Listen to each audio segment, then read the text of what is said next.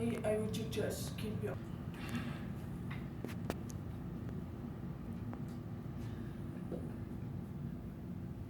I want you to imagine yourself in this situation. You go to a doctor's appointment and you don't have any idea what's happening. You're supposed to have an interpreter, but the office doesn't have an interpreter, or the interpreter didn't show up. They start explaining to you what's going on, and you don't know what's going on, and so they bring in someone that maybe knows a little bit of sign language, but they're not a certified or qualified interpreter. So as the doctor starts to explain, a lot of stuff is going over your head and you just don't understand what's going on. You might leave the appointment feeling confused, feeling like, what did I miss? What am I supposed to do? You don't know what's going on. And now I want you to think about how deaf individuals feel when they face those types of situations every day. That happens everywhere on a regular basis. I would like to give you a little bit of something to think about, something that you can think about in the back of your mind.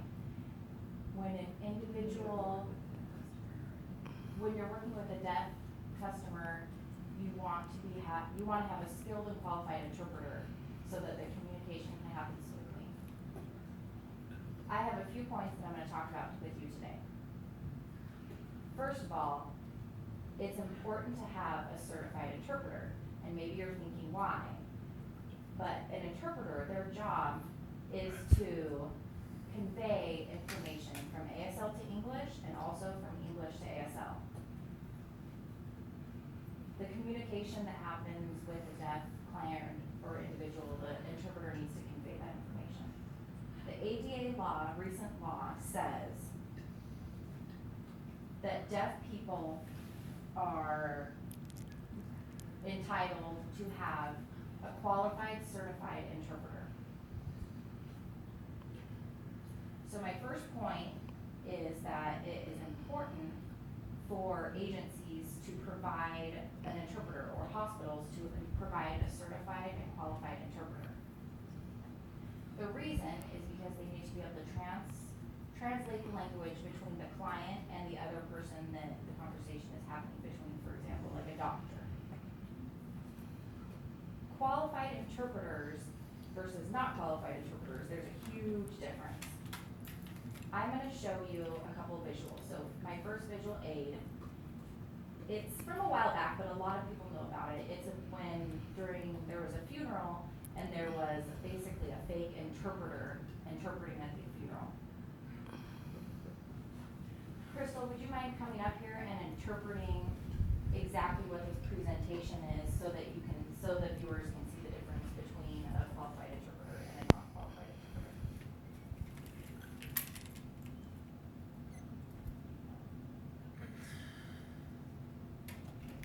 So now I'm going to be voicing for Crystal, or no, Crystal's voicing for someone. And it looks like he's signing, ask to give something. It's not sign language. He's making up signs. Yeah. Okay, so that you would go doesn't ahead make and any stop sense. it. Thank you. Yep, Crystal, will you do one more for me? I would like you guys to see now a skilled interpreter. This is a certified skilled interpreter. So Crystal could not interpret this last video, but for my second video, I want to show you this skilled qualified interpreter, what it looks like.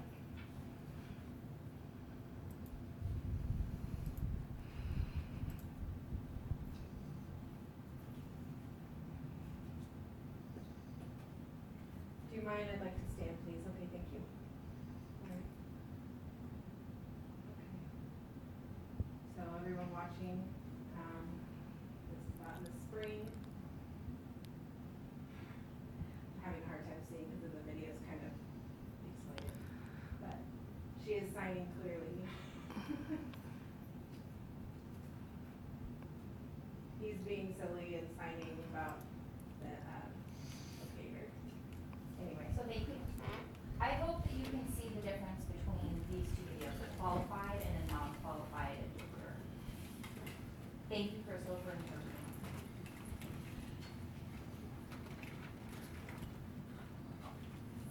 I have an excerpt from the ADA website, and it's an example of a accommodations for people who are deaf or hard of hearing.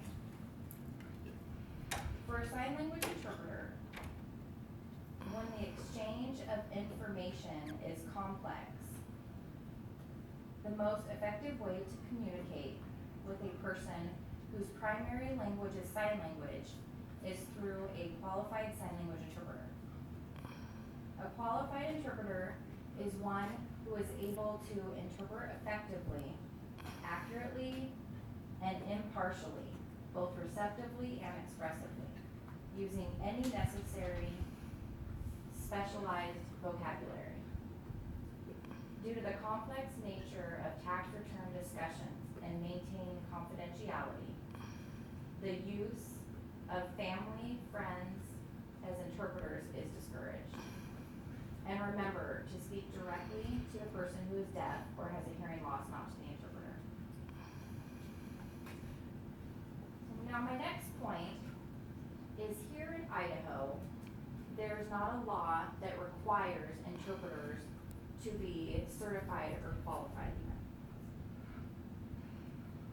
Governor Butch Otter, he is the one that vetoed the interpreter licensure bill. It was recently vetoed.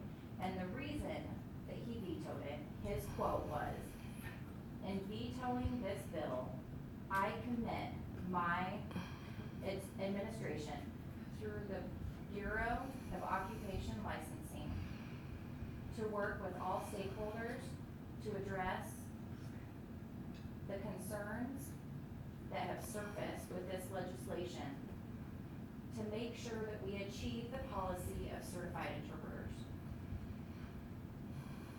Another reason why that Idaho does not require interpreters to be licensed is because there's limited funding. They would need funding to pay for the license to happen and then also pay for doctor's office to provide interpreters.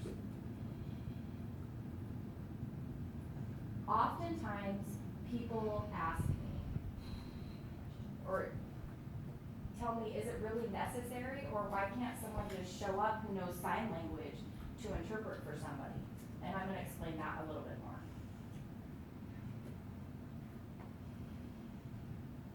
People that are deaf should have equal access to the information. They should have access to it in their own language through a certified and qualified interpreter.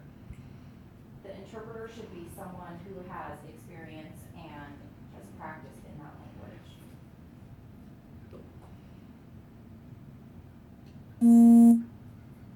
There was an experiment conducted at a university. And I'm gonna quote from there, from Optimizing Classroom Learning. It was an article that was written. And the writer said, high qualified interpreters can communicate with the content of a college level lecture sufficiently, accurately, with the complete information to allow skilled signers to score near ceiling on subsequent tests. And that's really important. And the reason is we want to have a skilled interpreter so that deaf people can have equal access to the language.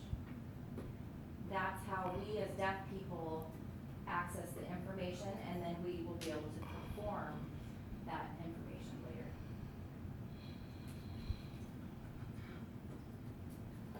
Without proper accessibility to the information, whether it's in a medical appointment or another appointment, whatever that appointment is, doctors could face lawsuits if the information wasn't conveyed accurately. There could be deaths, there could be malpractice suits because of lack of qualified interpreters. I want you to think of it this way. Your doctor,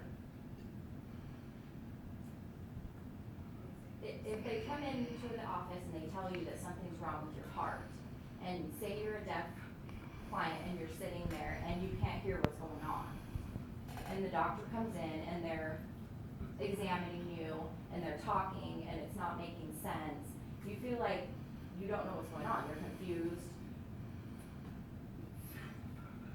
So fast forward maybe a few weeks later, and you go to the emergency room, and the reason that you have to go to the emergency room is because the dosage for your heart medicine, you don't have equal access to know what you're supposed to be taking.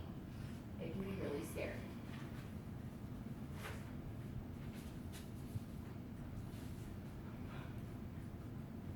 I want you to think about a situation. If you know ASL and you're really skilled at signing, and your mom needs to go to a doctor's appointment and asks you, do you mind coming and interpreting for me? And you say, yeah, sure, I'll go with you, Mom, no problem. So you get to the office and you're sitting there and the doctor comes in and the doctor says, I have bad news I want to discuss with you. And your mom is sitting there and you're interpreting for her and you're telling her that there's bad news and your mom's like, okay. And the doctor says, I want you to know that you have cancer. I need to tell you that. And you as an interpreter, as the son or daughter, you suddenly you don't know what to do. You forget that your role as an interpreter and you're shocked and your emotions start invading that information that you're supposed to be relaying to your mom. And so that might be a reason, or because of that, you are unable to be a qualified interpreter at that time because your emotions have become involved in the information that you're relaying.